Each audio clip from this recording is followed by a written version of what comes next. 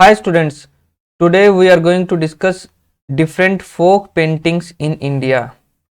Till now we have discussed the different schools of paintings and we have discussed Mughal school of painting, Rajasthani school of painting, Pahadi school of painting and many more. But today we are going to discuss folk paintings. So let's see कि folk word का meaning होता क्या है। जी कहीं भी फोक word हमने देखा था कि फोक थिएटर होते हैं, फोक डांसेस होते हैं, फोक पेंटिंग्स होती है। तो फोक वर्ड का बेसिक मीनिंग होता है कि जो लोगों के द्वारा डेवलप की जाए, लोग उसको प्रैक्टिस करते हो, see which develop by a particular community within community. और जो स्कूल्स थे बेसिकली ये किसी कम्युनिटी के द्वारा डेवलप नहीं किए गए थे, बल्कि ये दे वर patronised by the king. Like जो इनिशिएशन हुई थी इन स्कूल्स की वो पालाज में हुई थी। तो इस पालास पेंटिंग में क्या था कि राजा थे, राजाओं ने यूनिवर्सिटीज में जो स्कॉलर थे, जो पेंटर थे, उनको बोला कि आप पेंटिंग बनाइए रिलेटेड टू बुद्धिज्म। और इसके थ्रू ये एडवांसमेंट हुई थी स्कूल्स में। चाहे मुगल में हो तो मुगल राजाओं ने पेंटिंग को पेट्रोनाइज किया था और बनवाया था। बट जो फोक पेंटिंग थी इनमें राजा का कोई रिलेशन नहीं रहता था। ये एक पर्टिकुलर, आप ऐसे समझ सकते हैं कोई गांव है, ये इस गांव में किसी एक इंसान ने पेंटिंग, वैसी पेंटिंग बना दी और ये पेंटिंग थोड़े टाइम बाद पॉपुलर होगी और इसी पेंटिंग को फिर गांव के और लोग भी प्रैक्टिस करने लगे। तो विद इन टाइम क्या होगा कि ये गांव इस पेंटिंग की वजह से फेमस हो जाएगा। लाइक मधुबनी पेंटिंग एक पेंटिंग स्टाइल है और ये फेक फोक पेंटिंग है बिहार की। इसका ओरिजिन मधुबनी गांव से हुआ था और ये आज के टाइम वर्ल्ड रिनाउंड पेंटिंग है। इसको हम आगे डिस्कस करेंगे। तो फोक पेंटिंग एक तो कि जो कि लोगों के द्वारा डेवलप की जाए, चाहे वो थिएटर फॉर्म हो, चाहे वो डांस हो, चाहे वो पेंटिंग हो। और दूसरा जो फोक पेंटिंग होती है, इनका जो रीज या फिर जो होराइजन होता है वो लिमिट होता है। या तो ये किसी गांव तक ही पर्टिकुलर रहती है, किसी शहर तक, या फिर डिस्ट्रिक्ट तक, एटमैक्स किसी स्टेट तक ही ये इनकी रीच होती है या वहां पे इसको बनाया जाता है। तो दो डिफरेंसेस थे जो स्कूल से पेंटिंग के उनमें और जो फोक पेंटिंग होती है। तो let's see discuss the different types of folk painting and the first one is Tanjore painting. Tanjore के बारे में जानने की कोशिश करते हैं। तंजौर एक सिटी है साउथ इंडिया की और ये काफी फेमस सिटी है। ये कावेरी रिवर पर सिटी है। एक कावेरी रिवर है, एक कृष्णा रिवर है, एक गोदावरी रिवर है।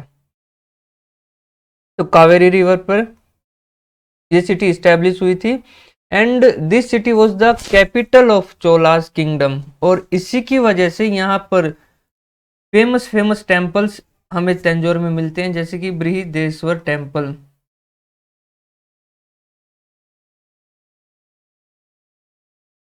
आपको तंजौर में यूनेस्को की वर्ल्ड हेरिटेज लिस्ट की कई सारी आर्कियोलॉजिकल, आर्किटेक्चरल साइट्स मिल जाएंगी। चलिए देखते हैं कि तंजौर पेंटिंग क्या थी। ये पेंटिंग मेनली 16th सेंचुरी में डेवलप हुई थी, यानी कि चोलास किंगडम के बाद। और ये पेंटिंग इतनी पॉपुलर है कि ये साउथ इंडिया के ऑलमोस्ट हर घर में यूज की जाती है as a decoration, home decor के आइटम के तौर पर। इस पेंटिंग के कुछ फीचर्स हैं, यूनिक फीचर्स बोल सकते हैं इस पेंटिंग के, जो कि आपको किसी और पेंटिंग में नहीं मिलेंगे। लाइक ये हैवी यूज करती है गोल्ड का, गोल्ड फॉइल्स का, गोल्ड पेटल्स का और गोल्ड कलर का। देखिए कितनी रिच पेंटिंग लग रही है आपको गोल्ड की वजह से। यहाँ पर भी जो ड्रेसेस हैं उनमें भी गोल्ड कलर का यूज किया गया है मोस्टली। यहाँ पर भी चुन्नी में भी, एंड जो आउटलाइनिंग वो भी गोल्ड कलर की है। यहाँ पर भी देखिए तिरुपति जी बनाए हुए हैं, यहाँ पर भी गोल्ड कलर का कितना यूटिलाइज हुआ है। और एक ये देखने की कोशिश करते हैं, ये सभी तंजौर पेंटिंग ही हैं और इसमें आप देख सकते हैं गोल्ड का कलर, कितना गोल्ड का यूज हुआ है। दूसरा जो फेसेस हैं, दूसरे फीचर्स को जानने की कोशिश करते हैं। जो इसमें फर्स्ट फीचर था कि इसमें precious stones and gold foils का यूज किया जाता है। दूसरा, इसमें जो मोस्टली जो सब्जेक्ट मैटर है वो हिंदू गॉड एंड गॉडेसेस ही हैं, रिलीजियस थीम है इसकी, रादर देन कि सिविक या फिर कोर्ट से रिलेटेड नहीं। और इसके अलावा जो इसमें जो फिगर्स के जो फेसेस हैं वो राउंड फेसेस रहते हैं फिगर्स के, आप यहाँ पर देख सकते हैं या इधर आप देख सकते हैं।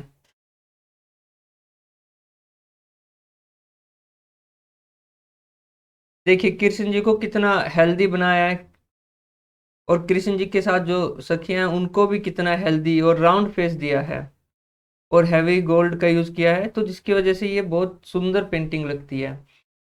हमने आमतौर पर जो दिवाली की पेंटिंग्स या दिवाली पे जो कैलेंडर आते हैं वो ज्यादातर रिच गोल्ड या मतलब काफी एक पोज पेंटिंग्स और कैलेंडर होते हैं, और वो मोस्टली उनमें तंजौर पेंटिंग का ही यूज हुआ होता है। आप अगली बारी दिवाली पे देखना कि जो भी आपके घर कैलेंडर आएंगे गोल्ड के, वो आपको उसमें कहीं ना कहीं तंजौर पेंटिंग दिख जाएगी।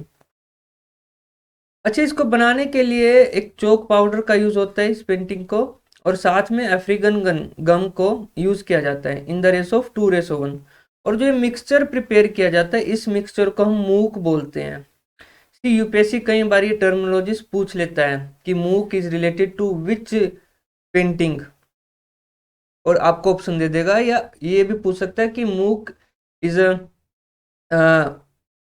No popular mixture used in the ancient India and it is related to which in the formation of painting, और आपको पूछ लेगा in the formation of rock cut architecture and different kind of option आपको दे देगा, तो मूक word को आप याद रखिएगा। तो हमने देखा कि इस पेंटिंग के जो सब्जेक्ट मैटर हैं वो mainly God, Hindu gods and goddesses है, और उसमें भी जो चाइल्ड, जो कृष्णा की चाइल्ड लाइफ है उसको ज्यादा डिपिक्ट किया गया है। तो चलिए नेक्स्ट पेंटिंग पे चलते हैं। नेक्स्ट पेंटिंग है मैसूर पेंटिंग। ये पेंटिंग भी साउथ इंडियन पेंटिंग है, और this painting is very similar to Tanjore painting. इस पेंटिंग में भी हैवी गोल्ड का यूज किया जाता है। इसमें भी जो सब्जेक्ट मैटर है वो हिंदू गॉड्स एंड गॉडेसेस हैं, और जो हिंदू माइथोलॉजीज के डिफरेंट वेदास और डिफरेंट स्टोरीज हैं उनको भी यूज किया जाता है। And the difference, major difference is कि this painting was evolved in the Mysore city, और आप इसको रीजनल वेरिएशन बोल सकते हैं तंजौर पेंटिंग का। Now move to the next painting and that is world famous Madhubani painting. इस पेंटिंग को हम थोड़ा डिटेल में पढ़ने की कोशिश करेंगे, और थोड़ा ब्रेनस्टॉर्मिंग भी करेंगे कि जब आप कोई भी पेंटिंग को पढ़ें या कोई भी आर्ट से रिलेटेड चीज को पढ़ें तो उसको कैसे पढ़ें जिससे कि आप उसको लॉन्ग टर्म तक याद कर पाए, रादर देन उसको जस्ट क्रैम करें। तो पहले मधुबनी, मधुबनी आपको पता होना चाहिए कि वर्ड किस चीज को रिप्रेजेंट करता है, क्या कि किसी पर्सन का नाम है, या किसी प्लेस का नाम है, या किसी ऑब्जेक्ट का नाम है, या फिर इसको तोड़ के देखिए कि क्या कई बारी कुछ और मीनिंग निकलता है। तो मधुबनी एक प्लेस का, it is a name of place, actually it was the village in ancient India, and later on आज के टाइम में मधुबनी एक पूरा डिस्ट्रिक्ट बन चुका है इन नॉर्थ बिहार। तो मधुबनी पेंटिंग बिहार की पेंटिंग है, और इसको मिथिला पेंटिंग भी बोल दिया जाता है। मिथिला पेंटिंग इसलिए बोला जाता है कि इससे रिलेटेड एक माइथोलॉजी है, या एक ऐसा माना जाता है कि जब राम और सीता जी की शादी हो रही थी तो उस टाइम जो फादर थे सीता जी के, जनकराज, उन्होंने पेंटर्स को बोला था कि आप मेरी डॉटर की जो मैरिज है उसके मोमेंट्स को कैप्चर कीजिए और उनको एक पेंटिंग के फॉर्म में रिप्रेजेंट कीजिए। तो आप सोच सकते हैं कि ये one of the oldest painting है इंडिया की, रामायण के टाइम की ये पेंटिंग है, ऐसा माना जाता है। हिस्टोरियंस को नहीं पता कि एक्चुअली ये पेंटिंग का ओरिजिन कब स्टार्ट हुआ था, बट हाँ ये जरूर है कि ये one of the oldest painting है इंडिया की। जी, ट्रेडिशनली ये किसी कागज पे नहीं होती थी या किसी कैनवास पे नहीं होती थी। इतनी पुरानी पेंटिंग्स मोस्टली आपको या तो रॉक्स पे मिलेंगी या फिर वॉल्स पे मिलेंगी। ठीक है, इतनी पुरानी पेंटिंग आपको क्योंकि मिनिएचर पेंटिंग ही का ओरिजिन 7th सेंचुरी में हुआ था इंडिया में, और ये अराउंड बीसी के आसपास ये पेंटिंग्स होना स्टार्ट हुआ था। तो इसलिए पेंटिंग जो इनिशियली वॉल्स पे की जाती थी या रॉक्स पे की जाती थी, और मोस्टली वुमेन ही करती थी इसको। लेकिन बाद में ये painting as a miniature painting evolve हुई, और अब आज के टाइम में इसको कानवास पे, क्लॉथ पे, या फिर डिफरेंट आप बोल सकते हैं लीव्स वगैरह या हैंडमेड पेपर पे भी बनाया जाता है। और इसका जो मेजर सब्जेक्ट थीम रहेगा वो आपने देखा इसका ओरिजिन कि हिंदू डिवोशनल स्टोरीज या हिंदू गॉड एंड गॉडेसेस, और उसमें भी पर्टिकुलर राम एंड सीता को ज़्यादा डिपिक्ट किया जाता है। इसके अलावा इसका जो सब्जेक्ट मैटर वो नेचुरल ऑब्जेक्ट्स भी है। ये टाइम के साथ डिफरेंट सब्जेक्ट थीम भी इसमें इवॉल्व हुई थी, लाइक मून को रिप्रेजेंट करना, सन को, तुलसी को। एंड इस पेंटिंग का एक और इम्पोर्टेंट फीचर है जो कि आपको याद रखना है, और वो ही है कि इस पेंटिंग में कहीं भी कोई भी स्पेस छोड़ा नहीं जाता है। देखिए, आप भी पेंटिंग देखिए, कहीं भी कोई भी स्पेस नहीं छोड़ा होगा। आपको अगर माउंटेन बनाना है और यहाँ पे सन बनेगा, तो आपको ऑब्वियस सी बात है यहाँ पे ये सारा स्पेस खाली छोड़ना पड़ेगा। लेकिन अगर ये पेंटिंग होगी तो यहाँ पे कोई भी स्पेस खाली नहीं छोड़ा जाएगा, कुछ ना कुछ आर्ट वर्क यहाँ पे होता रहेगा। तो no empty space is left, gaps को जो फिल किया जाता है वो बाय डिफरेंट जियोमेट्रिकल मोटिव से, या फिर एनिमल, फ्लावर्स एंड बर्ड्स और नेचुरल सीनरी से उसको फिल कर दिया जाता है। लेटर ऑन इसमें फिर से रीजनल वेरिएशन हुई। देखिए, जो भी पेंटिंग फेमस होती है तो उसमें रीजनल वेरिएशन हो जाता है खुद ही। तो ये आज के टाइम 3 डिफरेंट काइंड्स की पेंटिंग है: Brahmin style painting, Kshatriya style painting and tattoo style painting. तो गाइज, ये मधुबनी पेंटिंग के बारे में था, and it is one of the world renowned painting, and we should remember all the related facts about the Madhubani painting. ये कुछ देखते हैं मधुबनी पेंटिंग दिखती कैसे है। तो एक ये आप देख सकते हैं फेस को बनाया गया है, और जो आइज है, बल्जिंग आइज हैं यहाँ पर। एक ये पेंटिंग काफ़ी अच्छी लग रही है। इसके अलावा देखिए, अगर आपको मधुबनी पेंटिंग आज के टाइम में खरीदनी है तो इसकी कॉस्ट वेरी भी करती है। ये एक पेंटिंग है, इसका कॉस्ट आप देख सकते हैं। Now let's move to the another painting, and that is Pattachitra.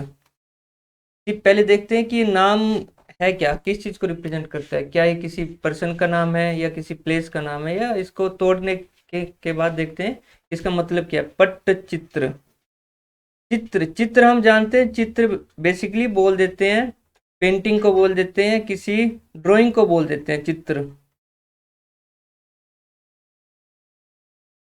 और पट्ट का मतलब क्या होता है, पट्टा, इसका मतलब होता है क्लोथ्स, क्लोथिंग। तो पट्टचित्र क्या हो गया, वो पेंटिंग या वो चित्र, वो ड्राइंग्स जो कि आपको क्लोथ पे बनाए जाए। तो यहाँ से अब आप इसको याद रख सकते हैं लंबे टाइम तक कि पट्टचित्र, पट्ट यानी कि क्लोथ या वस्त्र, और चित्र यानी कि सिंपल ड्रॉ करना या पेंटिंग करना। और ये पेंटिंग ओडिशा में फॉलो की जाती है। कि ओडिशा के बारे में थोड़ा जानने की कोशिश करेंगे। ओडिशा एक रिलीजियस, यू नो, काफ़ी फेमस रिलीजियस प्लेस है हिंदू माइथोलॉजी के अकॉर्डिंग। और यहाँ पर जो वर्ल्ड जो रिनाउंड जो टेम्पल्स हैं और जो गॉड हैं यहाँ के फेमस, वो जगन्नाथ गॉड हैं। और उसके अलावा जो वैष्णव कल्ट भी यहाँ पर काफ़ी फेमस है। तो इस पेंटिंग में इन दोनों हिंदू माइथोलॉजीज और इन दोनों गॉड को काफ़ी यूज़ किया जाता है, ये काफ़ी प्रेजेंट रिप्रेजेंट किया जाता है। इसके अलावा जो पेंटिंग बनाने का तरीका है उसमें नेचुरल कलर्स को ही यूज़ किया जाता है ज़्यादातर। आप ये पेंटिंग देख सकते हैं कितनी ब्यूटीफुल और रिच लग रही है, इसमें नेचुरल कलर्स का यूज़ किया जाता है।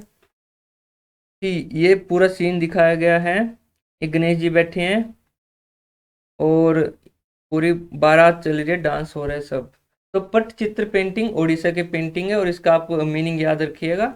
बाकी ये जो फीचर्स हैं, डिटेल्स हैं, इसमें ज़्यादा कंफ्यूजन नहीं होती है। अगर यूपीएससी को बहुत ज़्यादा घुमा कर पूछना है तब जाके वो पूछता है, नहीं तो मोस्टली क्या होता है, यूपीएससी नाम देता है और प्लेस से रिलेटेड पूछ लेता है, या फिर कुछ ऐसे सिंपल पॉइंट से पूछता है कि जो आपको बेसिकली याद हो और आप कर लोगे। जी देखिए, स्कूल्स जो डिफरेंट स्कूल्स ऑफ पेंटिंग थे उनको याद कैसे किया जाए और जो फोक पेंटिंग्स हैं उनको कैसे याद किया जाए, क्योंकि इतनी सारी पेंटिंग्स हैं और उसके अलावा पेंटिंग के अलावा आर्ट में इतनी सारी इंफॉर्मेशन है, इतने सारे आर्ट फॉर्म है, तो उनको याद करना एक it becomes a very difficult task. और उसको कैसे रिवीजन नोट्स बनाया जाए तो वो देखते हैं कि हमने जो डिफरेंट स्कूल्स ऑफ पेंटिंग देखे थे तो उसमें हमने देखा था कि उनको कैसे याद करें। तो जो स्कूल्स ऑफ पेंटिंग थे उनको याद करने का तरीका है कि आप उसको क्रोनोलॉजिकली याद रखिए, ठीक है, रादर देन कि रैंडमली नहीं, क्रोनोलॉजिकली, कि आप एक टाइम लाइन हो आपके पास। इसका ओरिजिन 7th सेंचुरी में था, पालाज ने इसको ओरिजिनेट किया था। उसके बाद फिर अपभ्रंश पेंटिंग बनी थी 11th से 14th सेंचुरी 15th सेंचुरी के बीच। उसके बाद सल्तनत पेंटिंग्स के टाइम ईरा के टाइम कोई खास पेंटिंग नहीं थी, फिर मुगल पेंटिंग आई। तो इस तरह से आप इसको क्रोनोलॉजिकली असेंडिंग ऑर्डर में करते जाइए और आपको याद रहेगा, सब फीचर्स वगैरह याद आ जाएंगे। लेकिन जो फोक पेंटिंग्स हैं उनको आप क्रोनोलॉजिकली नहीं कर सकते क्योंकि हमें उनका एग्जैक्ट ओरिजिन की डेट नहीं पता है। तो उनको आप ज्योग्राफिकली याद रखिए। जैसे कि हमने पढ़ा था मधुबनी पेंटिंग, तो आप इंडिया का मैप ड्रॉ कीजिए खुद, और इंडिया के मैप को खुद से ड्रॉ करने की कोशिश कीजिए, क्योंकि ये एग्ज़ाम के लिए काफ़ी इम्पोर्टेंट है। आपको मेंस के एग्ज़ाम में इंडिया का मैप अगर आप ड्रॉ करोगे तो आपको एक्स्ट्रा मार्क्स ज़रूर मिलेंगे। तो हम ड्रॉ करने की कोशिश करते हैं यहाँ पर, चाहे आप किसी भी ऑप्शनल के स्टूडेंट हो, चाहे आप कुछ आ, आपको नहीं आते तो आप इसकी प्रैक्टिस कीजिए। तो हम देखते हैं, थोड़ा ड्रॉ करने की कोशिश करते हैं।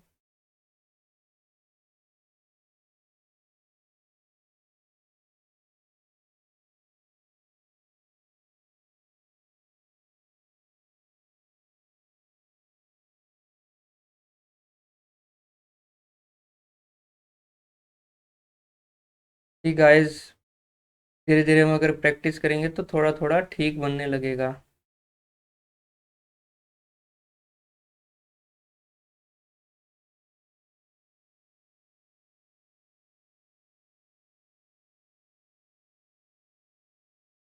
तो ये ऑलमोस्ट इंडिया का मैप ठीक ठाक बन गया है, और यहाँ पर आप हेडिंग डालिए इसकी, फोक पेंटिंग।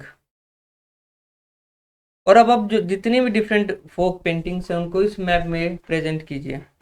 यहाँ पर आप मधुबनी पेंटिंग को बनाइए और लिख लीजिए मधुबनी पेंटिंग। और इससे रिलेटेड कोई भी इंपॉर्टेंट फैक्ट रखना है आपको, लिखना है, तो वो यहीं पे लिख लीजिए आप, ऐसे फ्लो चार्ट की फॉर्म में। लाइक मधुबनी पेंटिंग के बारे में आपको लिखना है, इट इज़ इन बिहार, ये तो आपको मैप से पता चल जाएगा। और इसके अलावा और आप क्या लिखना है आपको, इसमें no gaps are left in painting. दूसरा, इसके बाद जो अगर आपको सब्जेक्ट मैटर लिखना है तो वो लिख सकते हैं religious plus natural subject matter. तो इस तरह से आप यहाँ पर एक रिवीजन नोट्स बना लेंगे। इसके अलावा हमने पट्टचित्र देखा उड़ीसा में, तो उड़ीसा कहाँ पे है, यहाँ पर है, और यहाँ पर पट्टचित्र आप लिखिए। इसके अलावा हमने और क्या देखा था, तंजौर पेंटिंग के बारे में देखा था। तो यहाँ पर आप अगर ऐसे बनाएंगे तो आपको एक जोग्राफिकल सेंस डेवलप होगी कि गोदावरी कहाँ पे है, कृष्णा कहाँ पे है, कावेरी कहाँ पे है। तो कावेरी ये, और यहाँ पर वगई रिवर है, तो कावेरी के ऊपर तंजौर था, ठीक है। क्योंकि आप अगर पिछले लास्ट ईयर के क्वेश्चन पेपर देखेंगे तो आपको ये पता चलेगा कि अब यूपीएससी हिस्ट्री में भी ज्योग्राफी पॉलिटिकल एंगल्स को पूछती है। लाइक लास्ट ईयर ये पूछा गया था कि जो सांची स्तूप है, it is on the gorge of which river. Ajanta caves है, they are on the gorge of which river. इस तरह से तो हिस्ट्री को ज्योग्राफी से रिलेट कर दिया था। तो आपको भी वही करना है, और डिफरेंट जो भी हम पेंटिंग्स देखने जाएंगे तो उनको आप एक मैप में प्रेजेंट कीजिए, जिससे आपको रिवाइज करने में बहुत ज़्यादा आसानी रहेगी। तो let's move to the next painting and that is Kalamkari painting. See again, kalam, kalam is means pen. This is Kalamkari means कुछ बनाना, कुछ ड्रॉ करना। ठीक है, तो कलमकारी पेंटिंग कहाँ की पेंटिंग है? आंध्र प्रदेश की पेंटिंग है। सी एक और बात, आप वर्ड से ये भी पता कर सकते हैं कि कहाँ की है। Like Kalamkari is a Urdu और Persian word rather than it is a proper Sanskrit और हिंदी वर्ड। तो जब ये उर्दू या फिर पर्शियन वर्ड है तो आप ये लगा सकते हैं कि मुगल्स के टाइम पे या मडिवल इरा के टाइम ओरिजिनेट हुआ था इसका। और दूसरा, जहां पर भी मुगल्स या फिर सल्तनत का इन्फ्लुएंस था या कंट्रोल था, तो ये उस रीजन में हुआ था। तो और आंध्र प्रदेश में हम देखेंगे हैदराबाद किंगडम था, और it was under sultanate and then it was under Mughals and later on it develop as a independent kingdom. तो कलमकारी पेंटिंग आंध्र प्रदेश में इवॉल्व हुई थी। और कलमकारी का हमने देख ही लिया क्या मतलब होता है, ये एक पर्शियन वर्ड है रादर देन उर्दू वर्ड। और इसके लेकिन जो इसकी थीम्स थी वो बेसिकली हिंदी माइथोलॉजी थी। और वो क्यों थी? क्योंकि ये फेक फोक पेंटिंग है। अगर ये कोई किंग के द्वारा पैटर्नाइज की गई होती, फिर इसकी थीम जो होती वो जो राजा की लाइफ को डिपिक्ट करना ही इसका थीम होता है। लेकिन यहाँ पर लोगों ने इसको डेवलप किया था, तो इसलिए इसका जो थीम है वो रिलीजियस थीम है। इवन कि इट वाज अंडर मुगल और सल्तनत किंगडम। एंड ये माना जाता है कि जो कलमकारी पेंटिंग है, वैसे तो ये बहुत हजार सालों से प्रैक्टिस हो रही थी, बट इसका जो नाम है वो लेटर ऑन पड़ा। और ये माना जाती है 3000 ईयर ओल्ड पेंटिंग है। मधुबनी पेंटिंग के आसपास ही इसका ओरिजिन हुआ था। 3000 ईयर ओल्ड मीन्स की one of the oldest painting है ये वर्ल्ड की। और इसके दो डिस्टिंक्टिव स्टाइल्स हैं। देखिए, पेंटिंग्स में ज़्यादातर अलग अलग रीजनल वेरिएशंस हो जाती हैं, तो इसमें भी दो रीजनल वेरिएशन है, उनको पढ़ने की कोशिश करेंगे। इससे पहले देख लेते हैं कि कितनी ब्यूटीफुल पेंटिंग्स ड्रॉ होती थी। देखिए, नेचुरल लैंडस्केप बनाए, और ये भी नेचुरल है, और कितने रिच कलर्स का यूज़ किया गया है। तो कलमकारी के दो टूल्स को या फिर स्टाइल्स को देख लेते हैं। पहला है श्रीकलाहस्ती स्टाइल। श्रीकलाहस्ती क्या है? फिर अगर आपने ये नाम सुना है तो फिर से आप ब्रेनस्टॉर्मिंग कीजिए, किसी पर्सन का नाम है, किसी प्लेस का नाम है, कुछ और है ये। तो पहले अगर आपको क्लैरिफाई हो जाते तो आपको याद रखना बड़ा आसान होता है। और श्रीकलाहस्ती चित्तौड़ डिस्ट्रिक्ट में एक प्लेस है, टाउन है, और यहाँ पे ये पेंटिंग रीजनल वेरिएशन ले लेती है, कलमकारी पेंटिंग। बेसिकली इन दोनों स्कूल्स में क्या डिफरेंस है, स्टाइल्स में क्या डिफरेंस है, कि एक पेंटिंग में हिंदू माइथोलॉजी को डिपिक्ट किया जाता है, और दूसरी में इस्लामिक माइथोलॉजी को ज़्यादा प्रमोट किया जाता है। तो श्रीकलाहस्ती एक चित्तौड़ डिस्ट्रिक्ट, आंध्र प्रदेश के चित्तौड़ डिस्ट्रिक्ट में प्लेस है, और वहाँ पे इसको प्रैक्टिस किया जाता है। और इसके फीचर्स क्या हैं? The subject matter of this painting is Hindu mythology, and the colour है that is drawn from raw fruits. Raw fruit से कलर को ड्रॉ किया जाता है रादर देन वेजिटेबल्स या फिर एनिमल्स किल करके। और दूसरा जो है मसूलीपट्टनम। मसूलीपट्टनम तो हम जानते ही हैं, जब हम मॉडर्न हिस्ट्री पढ़ेंगे तो मसूलीपट्टनम में जो डिफरेंट यूरोपियंस थे, मसूलीपट्टनम में बहुत सारे यूरोपियंस ने यहीं लैंड किया था। तो मसूलीपट्टनम में ये भी कलमकारी पेंटिंग का ही एक स्टाइल है, और इसका जो सब्जेक्ट मैटर है वो इस्लाम से रिलेटेड, इस्लामिक एस्थेटिक और इस्लामिक कल्चर को दिखाना है। और इसमें राइप फ्रूट्स का यूज होता है, कि ये डिफरेंस काफ़ी इंपॉर्टेंट यूपीएससी से रिलेटेड पूछ सकती है, मैच द फॉलोइंग डाल के, कि किस में रो फ्रूट्स, कच्चे फ्रूट्स का यूज होता है, और किस में राइप फ्रूट्स का यूज होता है। तो ये आंध्र प्रदेश है, और आप इसको, आपके लिए होमवर्क क्या है, इस मैप में आपको श्रीकलाहस्ती भी ड्रॉ करना है, और मसूलीपट्टनम कहाँ पे है, वो दोनों रीजन्स को आपको ड्रॉ करना है। Now let's move to the another painting, and that is